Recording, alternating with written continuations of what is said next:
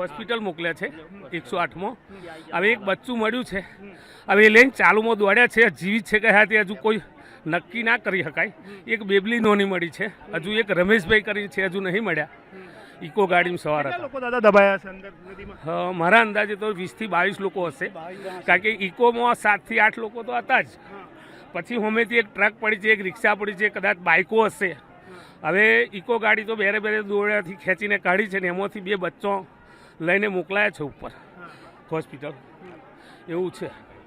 તો શું કહેશો, હજુ બી લોકો દબાયેલા છે? હજુ તો લગભગ 10 લોકો નીકળશે એવી શક્યતા ખરી. મોતનો આંકડો વધશે? મોતનો આંકડો કદાચ 22 થી 25 પર પહોંચે. સરકારને કશું કરવું જ નથી. કારની પબ્લિક ખેંચે છે. તો આ અત્યારે કેટલો ટાઈમ થઈ ગયો? 4 થી 5 કલાક થઈ ગયા છે. એક પણ પ્રોબ્લેમ સોલ્વ નહીં થયો લોકોથી. ખાલી એક ઇકો ગાડી ખેંચીને એક ટ્રેન બોલાવવાની નથી આવતી હમણાંથી. ગ્રામજનો પાસે મદદ કરી રહ્યા છે? ગ્રામજનો પાસે મદદ કરી રહ્યા છે ને. તંત્ર તો આવ્યું નથી. તંત્ર કશું નહીં થયું કે તેના જલા છે તે કશું કરી નહીં રહ્યા. કે આજે પબ્લિકને ખસેડો એટલે પબ્લિકને ખસેડીને શું ફાયદો? પબ્લિક તો સેવા કરે છે અને કઈ ટ્રેન બેન તો બોલાવતી છે ને એમનાથી. તો શું કહેશો, કેટલા લોકો અહીંયા અંદર ડૂબ્યા છે? કેટલા વાહનો ડૂબ્યા છે? 25-30 માણસ તો એક્ઝેક્ટ એટલું ટાર્ગેટ તો હશે જ. કેમ કે વાસણમાં પિકઅપ છે, ઇકો છે, રિક્ષા છે અને ખટારો છે. ટુ વ્હીલર બી હશે? ટુ વ્હીલર બી કેટલા 6-7 તો ટુ વ્હીલર હશે અંદર.